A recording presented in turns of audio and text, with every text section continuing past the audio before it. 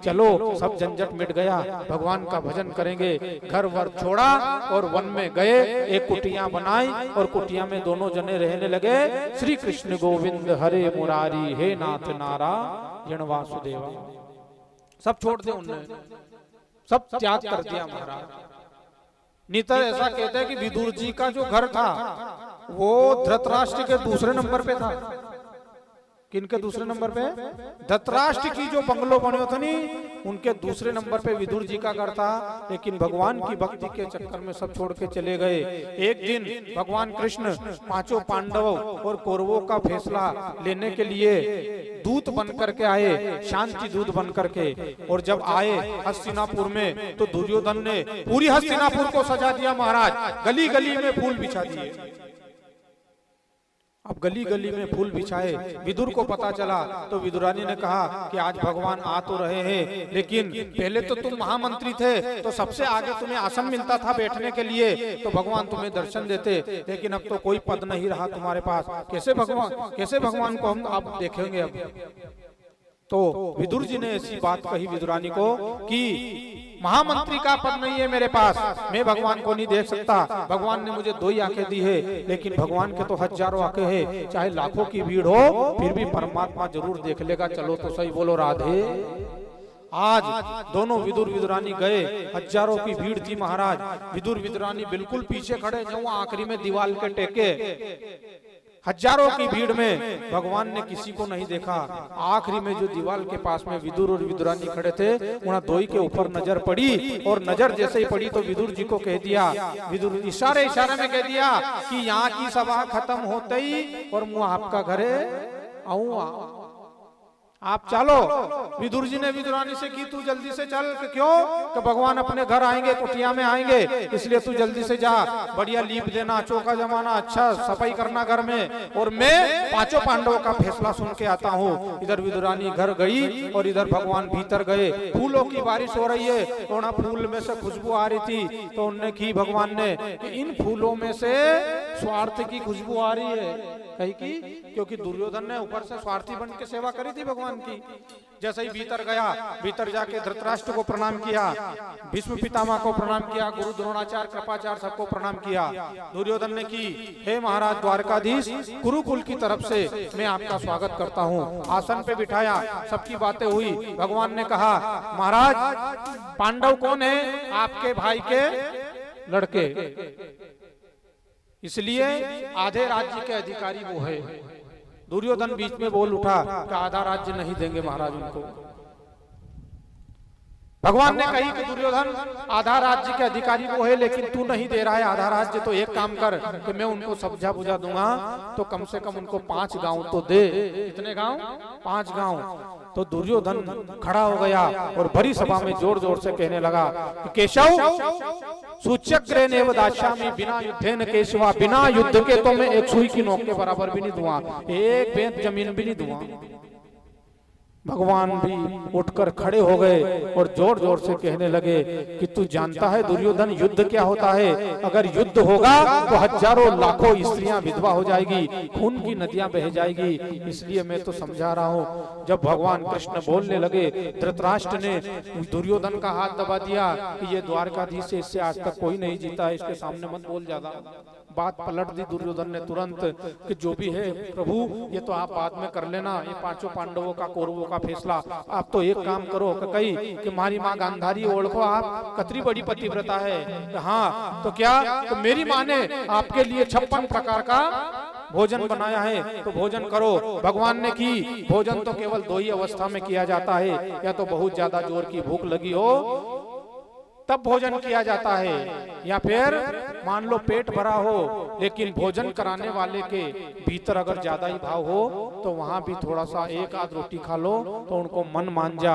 ये 2 ही जगह भोजन करना चाहिए। और दुर्योधन तेरे भीतर कोई भावना नहीं है और मेरे पेट में कोई भूख नहीं है, इसलिए मैं भोजन नहीं करूंगा। उन्हीं सभा में विदुर जी महाराज खड़ा था, उनने कह दी कि आज तो वैसे भी मेरे घर विदुर जी का घर का निमंत्रण है। विदुर जी ने की मैंने तो नो तो दियो ही नहीं बना के निमंत्रण के कसा खेर आई। विदुर जी दौड़ के गए सभा से निकल के गोपों की बजरी में लड्डू पेड़ा मक्खन लेने के लिए। विदुर जी तो घर नहीं पहुंच पाया, उनसे पहला भगवान कुटिया में पहुंच गया और विदुरानी स्नान कर रही थी और श्री कृष्ण गोविंद हरे मुरारी, श्री कृष्ण गोविंद हरे मुरारी भगवान का भजन करती जा रही है, स्नान करती जा रही है। और जैसे ही भगवान पहुंचे और भगवान ने बाहर दरवाजा के यहाँ जाते ही आवाज करी, काकी जी, कही की काकी जी। जैसे ही भगवान की आवाज विदुरानी के कान में पड़ी और भगवान की प्रेम में, भगवान की भक्ति में सब भूल गई थी महाराज। और नाती नाती गीला कपड़ा में ही दौड़ के आई बाहर। जैसे ही दौड़ गई तो भगवान ने की, काकी जी तो मेरे प्रेम में सब कुछ भूल गई है। भगवान ने अपना पीताम्बर विदुरानी के ऊपर फेंक दिया, भीतर बुलाया, भीतर विराजो। और जैसे भीतर ले गई, आसन लेके घुमा रही है पूरे आंगन में, यहाँ बैठो भगवान, यहाँ अच्छी जगह नहीं है, यहाँ बैठो, यहाँ अच्छी जगह नहीं है, यहाँ बैठो, यहाँ अच्छी जगह नहीं है, यहाँ बैठो। पूरे आंगन में भगवान को नचा रही है। कौन नचा रही है? विदुरानी नचा रही है। एक भक्त एक भगवान को महाराज, जो भगवान पूरी दुनिया को अपने इशारे में नचाता है, उस भगवान को आज एक भक्त नचा रहा है। तो आज खूब स्वागत किया उनका, भीतर बैठाया। अब भगवान बैठ गए, विदुरानी ने आसन बिछाया, वो भी उल्टा सुल्टा बिछा दिया। उल्टा सुल्टा आसन पे भगवान बैठ गया और पेट पे हाथ घुमाता जा रहा भगवान और कह रहा, काकी जी घनी जोर से भूख लाग रही। अब जैसे ही कहा उनने कि जोर से भूख लग रही है, तो महाराज भगवान ने कहा तो विदुरानी दौड़ के गई, केले के फल लेके आई, पत्तल भी बिछाई, तो उल्टी, सब कुछ प्रेम में उल्टा हो रहा है। और काकी जी भगवान को देख रही है और भगवान विदुरानी को देख रहे हैं और केले छिलती जा रही है। केला के छिलका तो पत्तल में रखती जा रही है और केला केला बाहर फेंकती जा रही है। और महाराज भगवान भी प्रेम से खाते जा रहे, भाव से आनंद के साथ में खाते जा रहे। ऐसा कहते हैं साधु संत महात्मा कि भगवान 40 छिलका खा गया। कतरा 40 छिलका खा गया भगवान, क्योंकि भगवान है, पेट तो खराब होना नहीं है साहब। 40 छिलका भगवान खा गए, परमात्मा खा गए। और महाराज विदुर जी दौड़ के आए, बाहर से आवाज लगाते, अरे देवी सुनती हो कही कि भगवान आज अपने घर आएंगे। कहाँ आएंगे? नहीं, भीतर बैठे हैं। कहीं कर लिया तो केले के फल खा रहे। बाहर भीतर जाके देखा तो केला को ढेर तो एक तरफ लाग रहे हो और छिलका जो एक भी नहीं है, छिलका खा रहे भगवान। विदुर जी ने कहा कि देवी, भगवान वैसे तो किसी के घर आते नहीं है, लेकिन परमात्मा जब अपने घर आया है तो तूने उनको केले की जगह केले के छिलके खिलाए। चल मैं लेके आया हूँ, लड्डू पेड़ा लेके आया हूँ, एक कटोरी में लाके लगा दे। एक दोने में 2 लड्डू रखे और 2 लड्डू रखे भगवान को दिए। भगवान ने उसमें से एक लड्डू उठा के और आधो लड्डू खायो और आधो लड्डू खा के और पेट में हाथ घुमायो कि काका जी की कही कि पेट भर गया। का आधा लड्डू में ही कहा।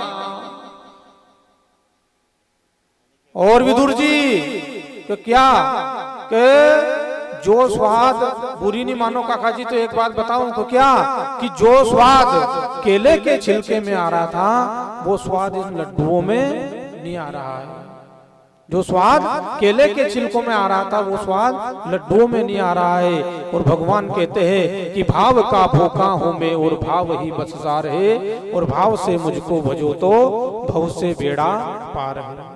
इसलिए परमात्मा को तो भाव से भजो महाराज, भाव से सुमिरन भजन करते रहो। भगवान ये नहीं कहते कि मुझे अन्न धन और वस्त्र भूषण कुछ न मुझको चाहिए, बस आप हो जाए यही मेरा सत्कार है।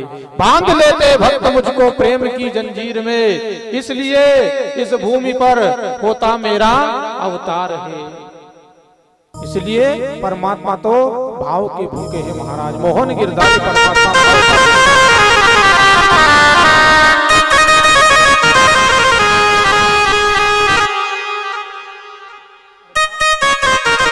हेलो प्रियो शिवा दे टेबल डालो, शिवा दे भाव का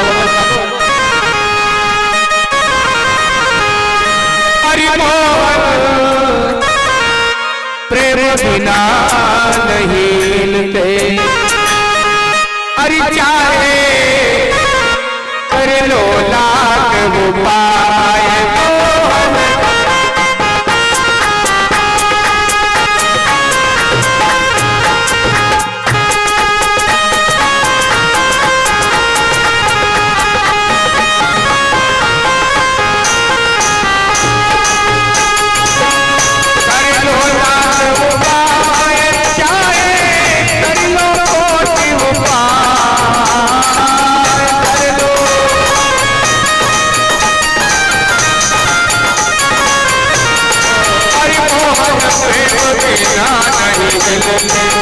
चाहे कर लो लाख उपाय।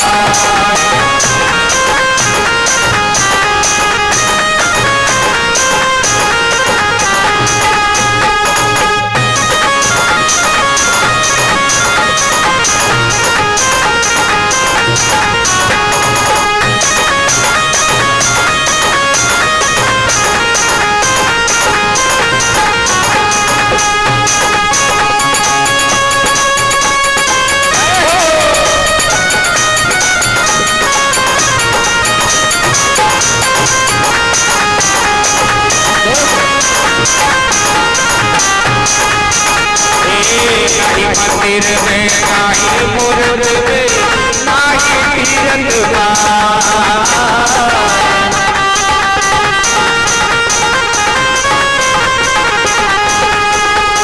हरि प्रेम बाग में डूबो हरि को प्रेम बाग में ये तुरंत प्रकट हो जाए मोहन हरि मोहन में बिना नहीं चाहे कर लो लाख उपाय।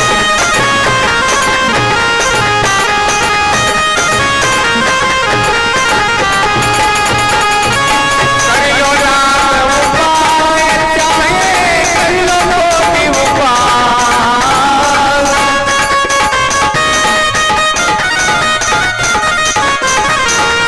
मोहन प्रेम बिना नहीं मिलते चाहे कर लो लाख उपाय।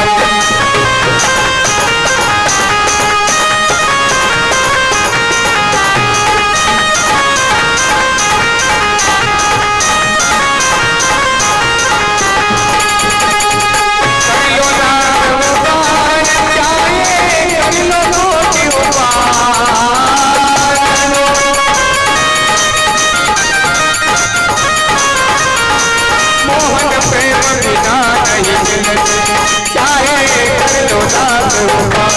वो चाहे कर लो लाख उपाय चाहे कर लो लाख उपाय। बोल वृंदावन बिहारी लाल की जय। चले आरती के लिए तैयारी, आज की कथा को यही विश्राम करेंगे। सब लोग जो मुख्य यजमान है वो आगे आ जाएं, आरती होने जा रही है।